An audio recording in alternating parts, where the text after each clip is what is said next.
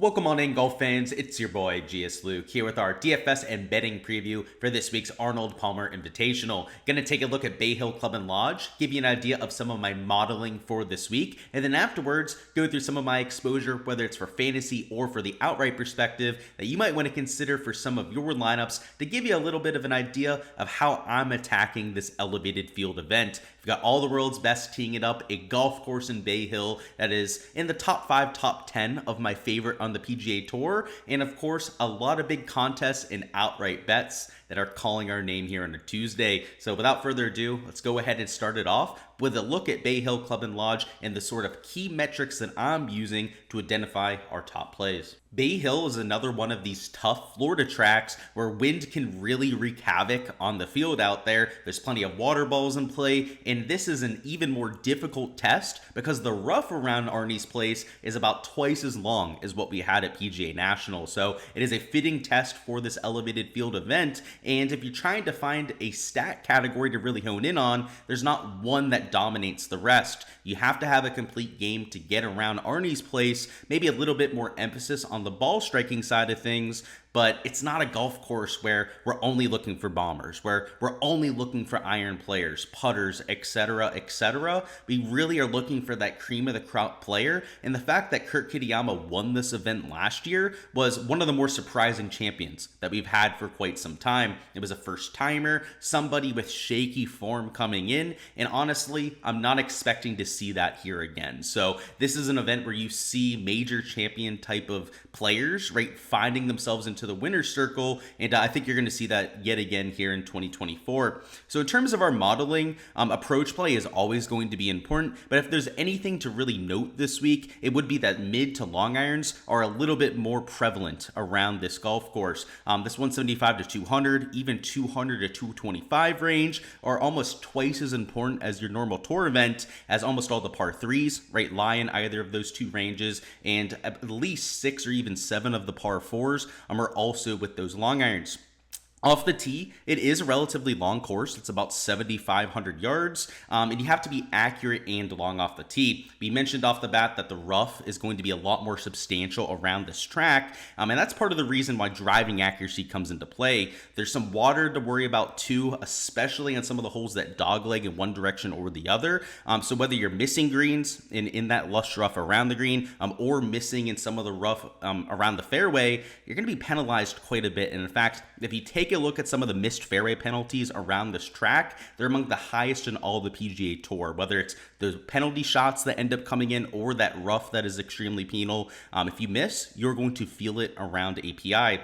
Bogey avoidance comes in, also course history and par 5 scoring. I have those as little additions on the model here. As first off, course history tends to be pretty sticky around Bay Hill, and then the par 5s on a par 72 are really where all of your scoring is going to come from. The fact that this course plays over par despite having 4 par 5s to work with is very unique, right? Normally par 72s are some of the easier tracks that we have all year, but this one definitely shakes that mold a bit. It's still difficult. You have so many difficult holes in between the par 5s to where if you're not scoring well on these holes, on the holes where you're going to go out there and make some birdies, potentially an eagle or two, you're going to have next to no chance to make the cut. So par 5 scoring, I think a little bit of a sneaky way to attack that narrative, but course history, bogey avoidance are always going to be fixtures at these major championship type venues. And I know they don't play major championships at Bay Hill all that often. In fact, I can't even remember one in recent memory, but they totally could with the kind of setup that they have here. So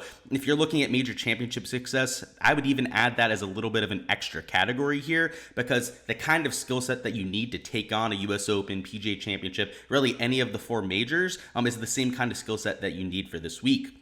In terms of comp courses, I've got a few tough Florida tracks on here. We're going to see a lot of water balls and emphasis on ball striking. So that's what we have at the Players Championship and then Cognizant Classic last week. And then the last comp course I put in here was the Farmers Insurance Open, specifically the South course where they play 3 of the 4 rounds. That is nearly a 7,800-yard golf course, also a really tough par 72 where you have to make your hay on the par 5s. You have to avoid bogeys. You have to be both long and accurate off the tee, or you you are going to be chewed up by that Kikuya rough out there on the West Coast. Now, the agronomy, completely different right over here on the East Coast, but the shot shape, the skill set that you need to go out there and find yourself into the winner's circle is also similar between those two venues. So that's the model for this week. It's pretty spread out. Like I said, there's not really one key stat that we can hone in on. The added little bonuses are where I think you can find a lot of your value plays, right? Finding some par 5 scores right down there in that 6 and 7K range. Course history, probably more so for your top tier guys, right? This is an event where your top tier guys tend to find success, but kind of like with that par 5 scoring, bogey avoidance could be that sneaky stat to look at this week to go out there and find some of your top plays. If you take a look at past champions like Kurt Kitayama, he's a player that pops a little bit with bogey avoidance. Scotty Scheffler, of course, a player that pops in that category. And your top 5, top 10 finishers have oftentimes been players that maybe aren't as known for their birdie production and are more so known for their bogey avoidance. So I would say for your value plays, that is going to be maybe a little bit of a sneaky stat to look at. And even from the outright angle, right? For fantasy, we really want birdies, right? We're all about those fantasy points that we can accrue. But when it comes to top 5 bets, top 10s, or of course to go out there and win the golf tournament, bogey avoidance is going to be a key factor this week. So don't completely discount that. That's why I have it the whole way up there at number 3. And especially when I'm going out there and making my bets is going to be even more important than what we do for DFS.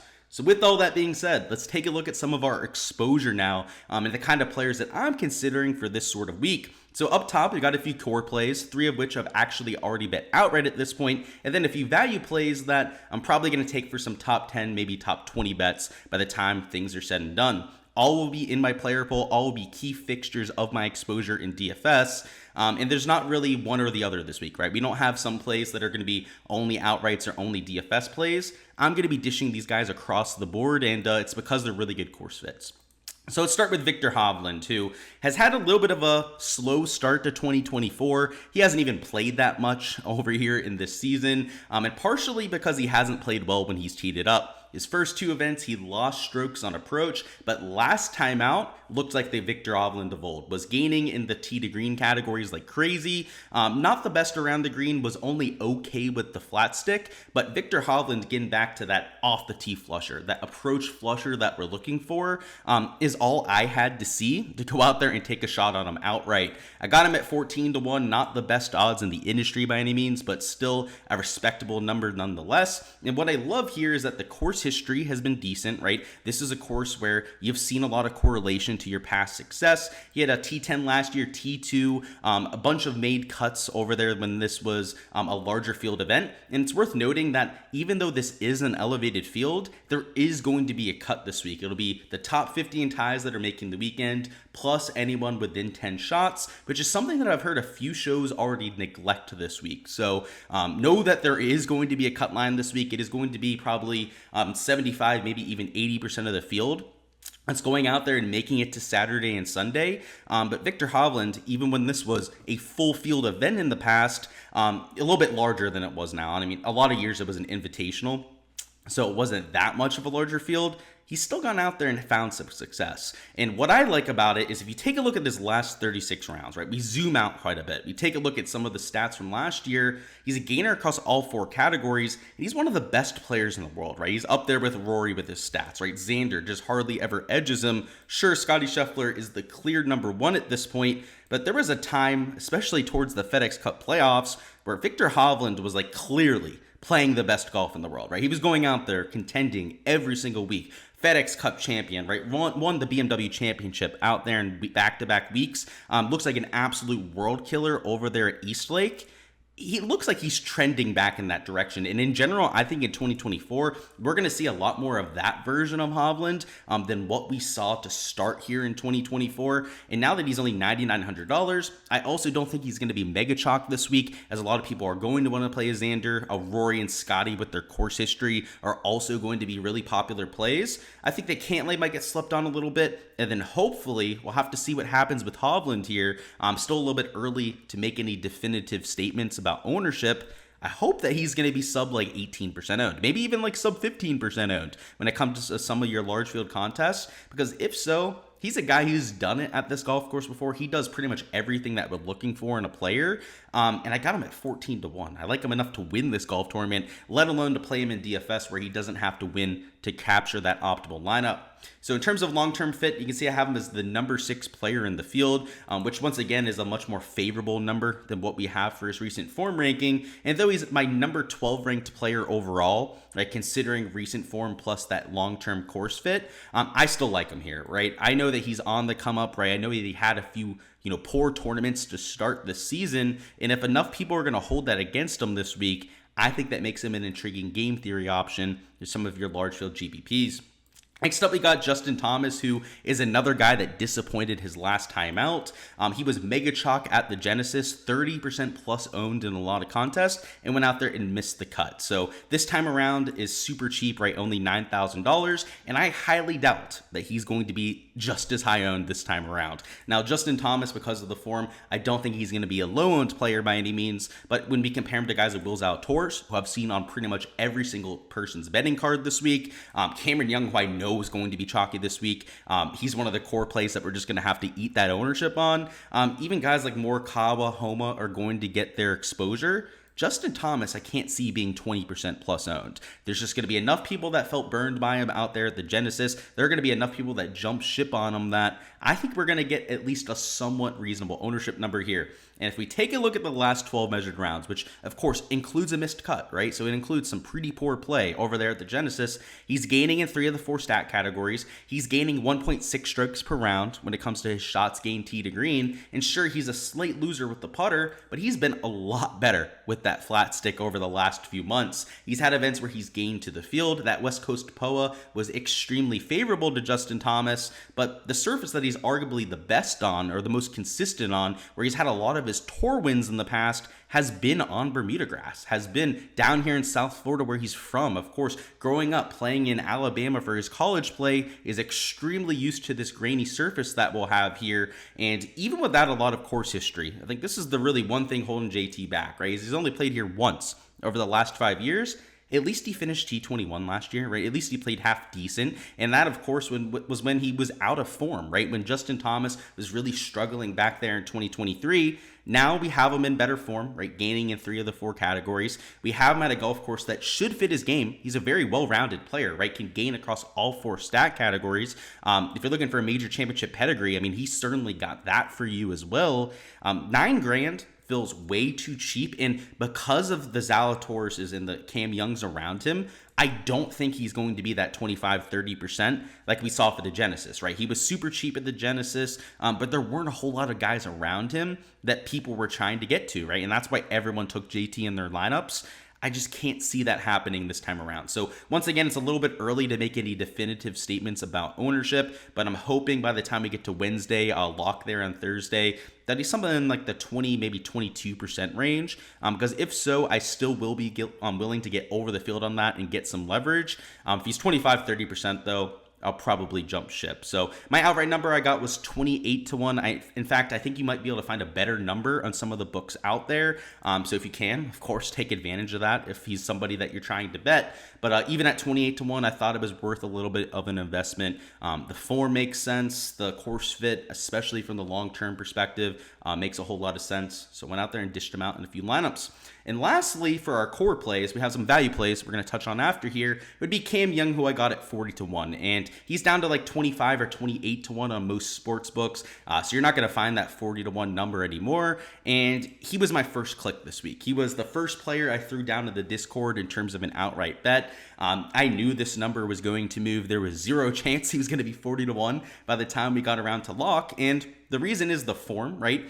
He's coming into this event with really solid form. So if we take a look at the last 12 measured rounds, get an idea for what I'm talking about, right? Gaining in 3 of the 4 stat categories. The putter, definitely the most surprising out of those 3 categories, where he's gaining close to 3/4 of a stroke per round.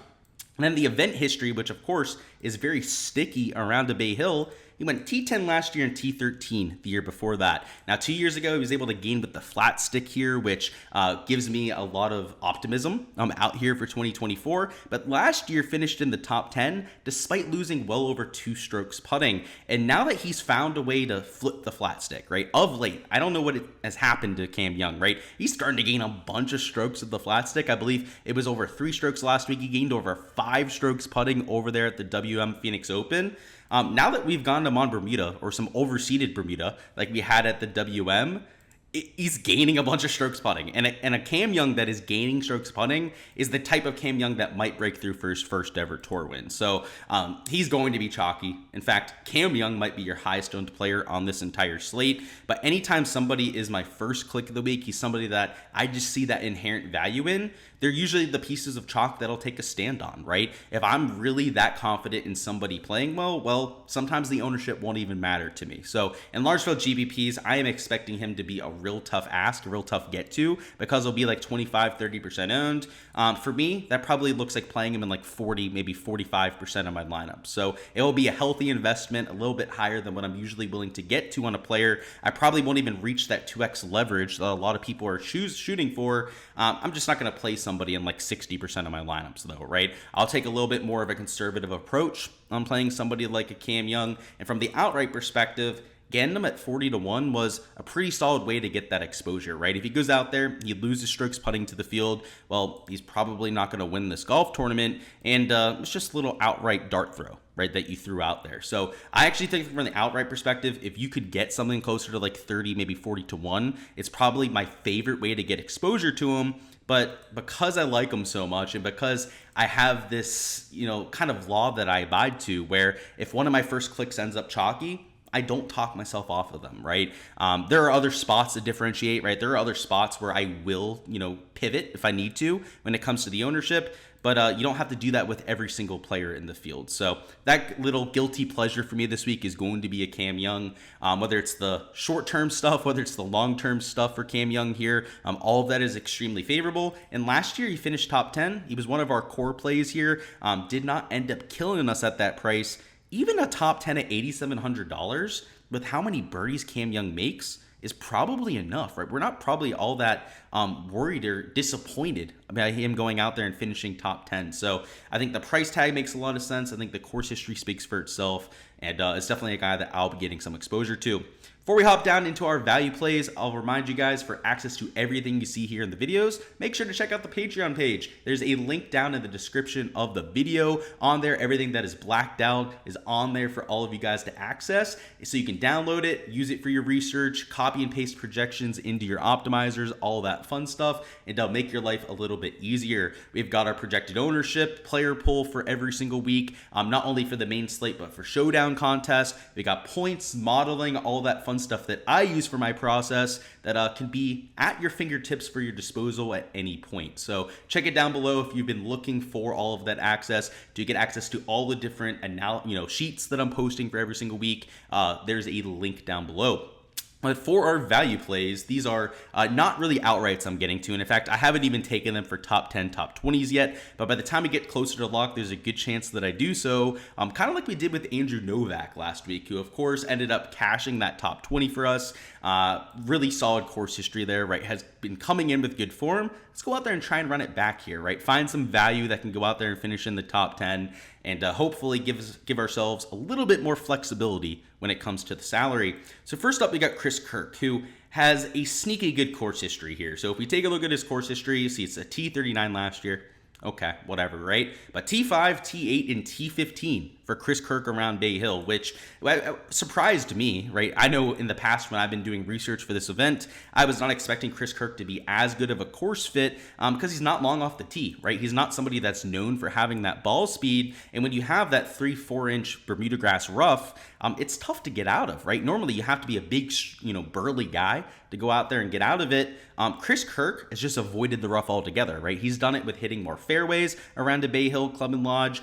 He's a player that plays a lot better on Bermuda grass than what we have for a lot of other surfaces. And his top win, his wins, his top finishes out there on the PGA Tour are oftentimes coming down here in Florida, whether it's Players Championship. He's been pretty decent for his career. Of course, Honda Classic, he has an entire career worth of winnings right over there at that event. he's had a pretty good track record out here too. And over the last few weeks, has been playing sneakily good golf. In fact, you take a look at his shots gained record, he is gaining a ton of strokes with the ball striking, which is what you're looking for with a Chris Kirk. Has not been doing it with the short game, which is surprising, especially out here on Bermuda grass.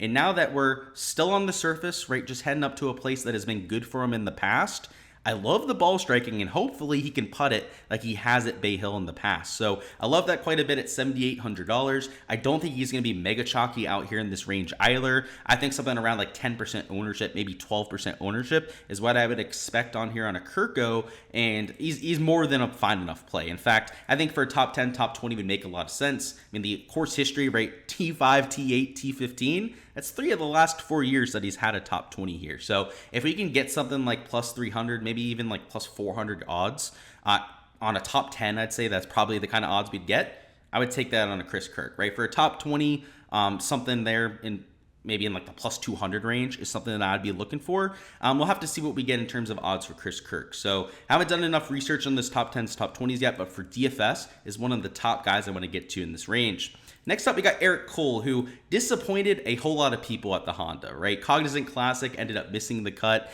after finishing in second place his first year. He was mega chalk last week. I had no interest in playing an expensive and a chalky Eric Cole. Well, now he's $7,400, and I can guarantee you there are going to be a lot of soft PGA DFS players that just refuse to play Eric Cole this week. That got burned last week. Oh, they lost their $20 playing PGA DFS, so now they can't possibly use Eric Cole. This time around, that's something that I'm trying to take advantage of, right? Eric Cole's a player that I play almost every week. I faded him the last 3 times. He's finished it outside the top 30, last week included, right? When he went out there and missed the cut. Well, I'm jumping back on, right? He's a top player. He's the rookie of the year last year for a reason. He plays well at courses that you wouldn't expect him to play well, right? I mean, he's not the best off the tee player. He's not very long or very accurate, yet we've seen him at difficult major championship-like setups go out there and have top finishes before. So $7,400, I'm not going to let all of that talk me off of him. He loves Bermuda grass. And of course, even if we look at the last 12 measured rounds, which aren't going to be great for Eric Cole, he's still gaining in 3 of the 4 categories, right? We zoom out a little bit, just kind of remind ourselves of who we're working with here. You're talking about a player that is one of the best iron players in the field, let alone of what we have down here in the 7K range, and is gaining over 1.2 strokes per round. So don't let that 1 week sample size cloud your judgment. If you're feeling a little bit butthurt by what he did last week, well, just tell you to take a step back and know that a whole lot of people went out there and didn't play well last week. It's a golf course that with a lot of volatility, a lot of water in play. If you're not playing well, you're going to be exposed, and everyone, and I mean anyone on the PGA Tour, can have that happen to them, right? We had so much chalk that missed the cut last week. Don't let that completely make your decisions for you. So Eric Colt, $7,400, a player that I'm definitely looking for a bounce back, and we'll open up some salary at the bottom end of the 7K range. And the last play we're going to get to is real cheap. He's $6,400. And speaking of the Honda/Cognizant Classic, well, Sepp Straka has been an absolute striper there, right? Has made nearly a career's worth of earnings over there at the Honda. And in fact, all 3 of the value plays, it's worth noting, right? Chris Kirk, same thing, right? Has played well at the Cognizant. They've all played well at that comp course, right? They've all had those top finishes before. They all tend to play well on Bermuda grass. So it's not a surprise that I'm taking them as value plays, right? Just to remind you guys, right? That was one of our top comp courses that we were looking at, right? Players Championship, right? Similar style type of golf course. This is really where you're seeing a lot of these guys pop. What I like with Sepp, if you take a look at the last 36 rounds, so we zoom out a little bit, you'll see he's gaining across 3 of the 4 stat categories, really just not gaining around the green. At tough off the tee courses, Sepp Straka tends to do pretty well. He's pretty long and pretty accurate off the tee. And of course, the approach play can be streaky from time to time, but he is a plus approach player on the PGA Tour. What you really like about Sepp for GPP purposes, top 10, top 20 bets, I think he's a decent play this week. But for the GPP format specifically, right over there on Draftkings, he's one of my favorite plays for almost every golf tournament he plays, because he is the type of guy that when he's on his form, when he's out there firing in all cylinders, nearly wins golf tournaments, right? Like Sepp Straka is not the type of guy to go out there and finish like 10th, 15th very often. It's usually either him missing the cut or, hardly making the cut and finishing like 50th place, or nearly winning golf tournaments. He's extremely streaky, right? He can carry that form from round to round. And we've seen him go out there and steal golf tournaments over the last few days before. So $6,400, I like that kind of high birdie upside, that kind of volatility right out here in the largest field GPPs. He's only $6,400, so you're saving a ton of salary as well. And honestly, I might bet him outright. Like, he's at 125 to 1 on a few books. He's only 100 to 1 over there in Hard Rock Bet, but that's the kind of upside that Sepp Straka has. He could win in this type of field. That's how wide his range of outcomes are. And I know after a slightly disappointing week over there at the Cognizant, that kind of like an Eric Cole, he's cheaper than he should be, right, because of that result, and also going to be much lower owned than he otherwise would be too. If we take a look at the last 12 measured rounds, you'll see that the shots gained metrics right, aren't nearly as impressive as what we had before, but it's still gaining with the 2 tee to green categories, I should say ball striking categories, right, off the tee and on approach, but losing with the 2 short game categories. So, you know, it's not great recent form, but that's also why he's only in the 6K range, and also why we're probably going to get him at sub 7% ownership. So there's a time and place for taking dart throws down here, and in the large field GPPs that I'm playing, I'm looking for upside. I'm looking for guys that can go out there, finish top 5, top 10, and Sepp Straka has a whole lot more of that ceiling performance equity than the rest of the guys here, right? Like, there are other guys in this range, for example, that I'd feel much better about, like a top 20. For example, like an Adam Svensson, a Lucas Glover, I would feel much better about their floor this week. Going out there, making the cut, and let's say finishing top 30, I think would be a pretty good barometer for like a Svensson and a Lucas Glover. Straka, though, has maybe just as much top end upside, just as much of a ceiling equity as I would say those two players combined.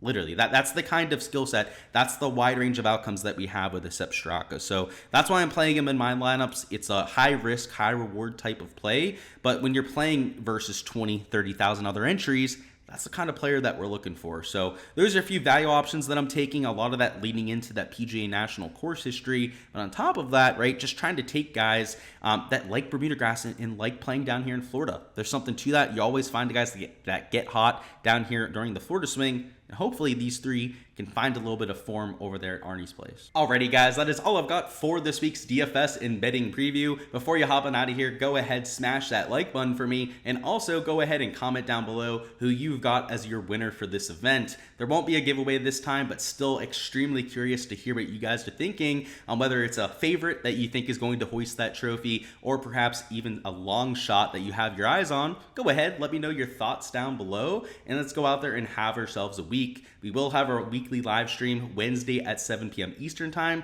so make sure to keep an eye out for that, as well as our round 2 through 4 showdown streams that we'll be doing throughout the weekend. I'll be up there at the API for days on Saturday and Sunday, so rounds 3 and 4. I'm going to be doing a live stream from up there in Bay Hill Saturday night, so looking forward to all of that. I'm not going to be there all week, need a little bit of a break after going all 5 days at the Honda, and I'm planning on going all week at the Players Championship too. So, you know, I think 3 straight weeks of being there all 4 days would be a little bit too much. So your boy's just gonna kind of take it easy this week, right? Head up there for the weekend. I've got some family I can stay with, so it's pretty much a free trip for me to go up there. Should be a fun one, but best of luck out there to all of your exposure, whether you're playing DFS, taking any outrights. Let me know your winner down in the comments, like I said before, and I'll see you guys for the rest of the content throughout the week.